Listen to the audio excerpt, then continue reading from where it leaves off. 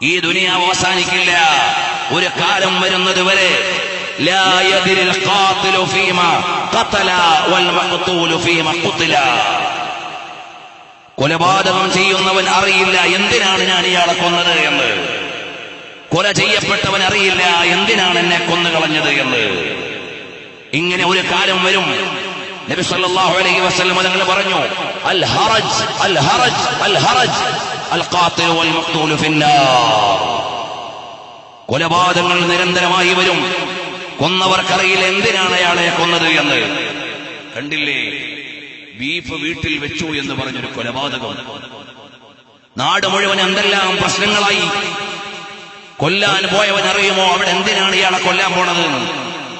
പിന്നെ ആരോ ഉണ്ടാക്കിയ ചില രാഷ്ട്രീയ താല്പര്യങ്ങൾ, ഏതൊക്കെയോ വിചാരങ്ങൾ. നമ്മുടെ നാടുകളിൽ നിരന്തരമായി നടന്നുകൊണ്ടിരിക്കുന്ന കൊലപാതകങ്ങൾ. എന്തിനു കൊന്നു എന്നറിയില്ല, എന്തിനു കൊല ചെയ്യപ്പെട്ടു എന്നറിയില്ല. ഇങ്ങനെ നിരന്തരമായ കൊലപാതകങ്ങൾ വരാതെ ഖിയാമത്ത് നാളുണ്ടാവില്ല. അല്ലെങ്കിൽ മറ്റൊരു വ്യാഖ്യാനം കൂടിയുണ്ട്.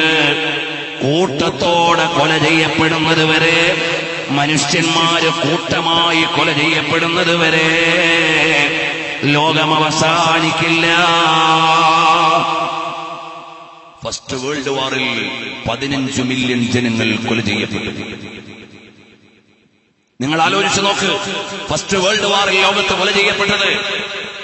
രണ്ടാം ലോക മഹായുദ്ധത്തിൽ 55 മില്യൺ ജനങ്ങൾ കൊല ചെയ്യപ്പെട്ടു. വിയറ്റ്നാം യുദ്ധത്തിൽ 3 മില്യൺ ജനങ്ങൾ കൊല ചെയ്യപ്പെട്ടു. റഷ്യൻ വിപ്ലവത്തിൽ 10 മില്യണോളം വരുന്ന ജനങ്ങൾ കൊല ചെയ്യപ്പെട്ടു. സ്പെയിനിൽ 12 മില്യൺ ജനങ്ങൾ കൊല ചെയ്യപ്പെട്ടു. ഇറാഖിലും ഇറാനിലുമായി മില്യൺ കണക്കിന് ജനങ്ങൾ കൊല ചെയ്യപ്പെട്ടു. ഇപ്പോൾ ഇവിടെ നടന്നുകൊണ്ടിരിക്കുന്ന സെപ്റ്റംബർ 11 ശേഷം ലോകത്ത് കൊല ചെയ്യപ്പെട്ട മുസ്ലിമീങ്ങൾ എത്രയെന്ന് ചോദിച്ചാൽ 1 കോടിയിലേറെ മുസ്ലിമീങ്ങൾ കൊല ചെയ്യപ്പെട്ടു. ഞാൻ എന്റെ വക പറഞ്ഞല്ല, CNN-ന്റെയും ആനുകാലിക മീഡിയകളുടെയും. തീവ്രവാദമില്ലായ്മ ചെയ്യാനെന്ന പേരിൽ അമേരിക്കയുടെ അധ്യക്ഷതയിൽ നടക്കുന്ന ലോക നരവേട്ടയുടെ ഭാഗമായി കൊല ചെയ്യപ്പെട്ട ആളുകൾ സിറിയയിൽ, ഈജിപ്തിൽ, ടുണീഷ്യയിൽ, ഫലസ്തീനിൽ, അതുപോലെ ആഫ്രിക്കൻ രാജ്യങ്ങളിൽ, ഇപ്പോൾ യമനിൽ, ഇപ്പോഴും തുടർന്നുകൊണ്ടിരിക്കുകയല്ലേ യമനിലെയും സിറിയയിലെയും ഫലസ്തീനിലെയും രാഷ്ട്രീയ ദുരന്തങ്ങൾ. മനുഷ്യന്റെ മൂല്യമറിയാത്തവർ, മനുഷ്യന്റെ വേദന അറിയാത്തവർ ഇടയ്ക്കിടയ്ക്ക് വൈറ്റ് ഹൌസിൽ നിന്ന് പറയും ഞങ്ങൾക്ക് അബദ്ധം പറ്റുപോയി എന്ന്. പിന്നെയും കൊലപാതകം ആവർത്തിക്കുകയാണ്. കഴിഞ്ഞ ദിവസം ഞാൻ ഓർമ്മപ്പെടുത്തിയതുപോലെ സിറിയ എന്ന് പറയുന്ന പാവപ്പെട്ടവൾ അരുങ്കൊല ചെയ്യപ്പെടുന്ന അഹങ്കാരിയായ ബഷാറുൽ അസദ് എന്ന ധിക്കാരിയായ ഭരണാധികാരിയുടെ രാജ്യത്ത് അമേരിക്കയും റഷ്യയും എന്ന 2 ലോക മഹാശക്തികൾ അവരുടെ സൈനിക മത്സരം നടത്തിക്കൊണ്ടിരിക്കുകയാണ്. മരിച്ചു വീഴുന്നത് ആര്? സിറിയയിലെ പാവങ്ങളായ ജനങ്ങൾ, സിവിലിയന്മാർ. UN എന്ന് പറഞ്ഞുകൊണ്ടൊരു ഉമ്മാക്കി സാധനം ലോകത്തിന്റെ മുമ്പിലുണ്ട്. ഏതെങ്കിലും ഒരു രാജ്യത്തെ മനുഷ്യരക്ഷയ്ക്ക് വേണ്ടി ശബ്ദിക്കാൻ അവകാശമില്ലാത്ത അമേരിക്കയുടെ കളിപ്പാവയായ യുണൈറ്റഡ് നേഷന് ഫലസ്തീനിലെ പാവപ്പെട്ട കുരുന്നുകളുടെ ജീവൻ സംരക്ഷിക്കാൻ കഴിഞ്ഞിട്ടില്ല. സിറിയയിൽ സമാധാനം ഉണ്ടാക്കാൻ കഴിഞ്ഞിട്ടില്ല. മുല്ലപ്പൂ വിപ്ലവം എന്ന പേരിൽ ടുണീഷ്യയിൽ നിന്ന് തുടങ്ങിയപ്പോ നമ്മുടെ നാട്ടിലെ ചില പത്രങ്ങൾ എഴുതിയിരുന്നു, രാജാധികാരത്തിൽ നിന്ന് ജനാധിപത്യത്തിലേക്ക് അറബ് രാജ്യങ്ങൾ, ഇസ്ലാമിക രാജ്യങ്ങളും വിജയം വരിക്കാൻ പോവാണ്. പിന്നെ അവരെ കാണാനുണ്ടായില്ല, പിന്നെ അവരെ കണ്ടില്ല. ടുണീഷ്യയിലെ 10,000 മക്കൾ അവരുടെ യുദ്ധത്തിന്റെ വാർഷികത്തിൽ, മുല്ലപ്പൂ വിപ്ലവത്തിന്റെ വാർഷികത്തിൽ പറഞ്ഞു, ഞങ്ങളുടെ യുവത്വം നഷ്ടമായി, ഞങ്ങൾക്ക് ജോലിയില്ല, ഞങ്ങൾ കഷ്ടതകളുടെ നടുവിലാണ് എന്ന് പറഞ്ഞുകൊണ്ടുള്ള അവരുടെ തുറന്ന സമ്മതം കഴിഞ്ഞ ദിവസം നിങ്ങൾ മീഡിയകളിലൂടെ, പത്രങ്ങളിലൂടെ അറിഞ്ഞിട്ടുണ്ടാകും. ഇങ്ങനെ ലോകത്ത് മുഴുവനും ആയിരക്കണക്കിന്, കോടിക്കണക്കിന് ജനങ്ങൾ കൊല ചെയ്യപ്പെടുകയാണ്. തീവ്രവാദ വേട്ടയെന്ന പേരിൽ നശിച്ചു കിടക്കുന്ന ഇറാഖിനെ വീണ്ടും കൊല്ലുകയാണ്.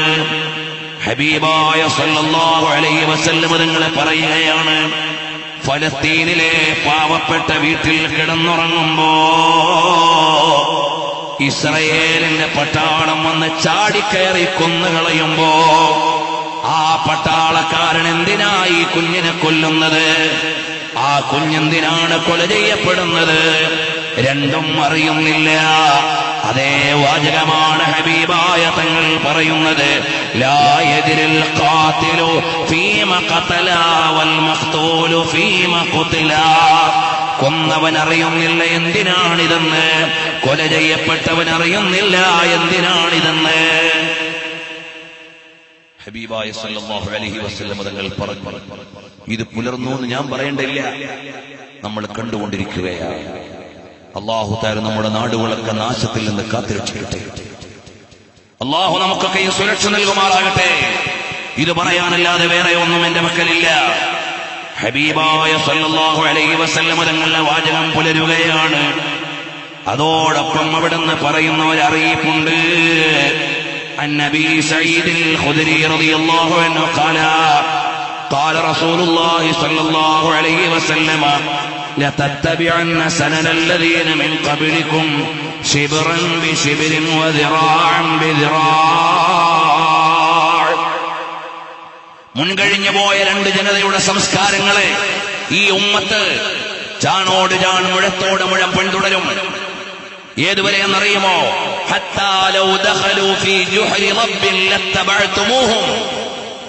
അവരെങ്ങാനും ഒരു ഉടുമ്പിന്റെ മടയിൽ കടന്നാൽ നിങ്ങളും അവരെ പിന്തുടരും.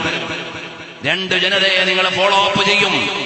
എന്നിട്ടോ അവരെങ്ങാനും ഒരു ഉടുമ്പിന്റെ മടയിൽ കടന്നാൽ അതിന്റെ പിന്നാലെ നമ്മളും പോകും. ഞങ്ങൾ ചോദിച്ചു നബി സല്ലല്ലാഹു അലൈഹി വസല്ലം തങ്ങളോട്. വ്യത്യസ്ത വാചകങ്ങളുണ്ട്. ഇതിന്റെ വലിയൊരു വിശദീകരണത്തോടെ ഇമാം അബ്ദുർ റസാഖ് മുസന്നഫിൽ ഉദ്ധരിച്ചിട്ടുണ്ട്. ഞാനിപ്പോൾ വായിക്കുന്നത് ഇമാം ബുഖാരി, ഇമാം മുസ്ലിം ഉദ്ധരിച്ച സംയുക്തമായ ഒരു നിവേദനത്തിന്റെ ഭാഗമാണ്. ഹബീബായ സല്ലല്ലാഹു അലൈഹി വസല്ലം തങ്ങളോട് ചോദിച്ചു, യാ റസൂലല്ലാഹ്, ആൽ യഹൂദു വൻ നസാറ, ജൂത ക്രിസ്ത്യാനികളാണോ നബിയേ? ഹബീബായ സല്ലല്ലാഹു അലൈഹി വസല്ലം തങ്ങൾ ചോദിക്കുകയാണ്, ഫമൻ, പിന്നെ ആരാണ്? അതേ ജൂതന്മാരുടെയും ക്രിസ്ത്യാനികളുടെയും ശൈലികളെ ഈ സമുദായം ചാണോട് ചാൺ മുഴത്തോട് മുഴം പിന്തുടരും. അവരൊരു ഉടുമ്പിന്റെ മടയിൽ കടന്നാൽ നമ്മളും അതിന്റെ പിന്നാലെ പോകുന്നത് വരെ എത്തും.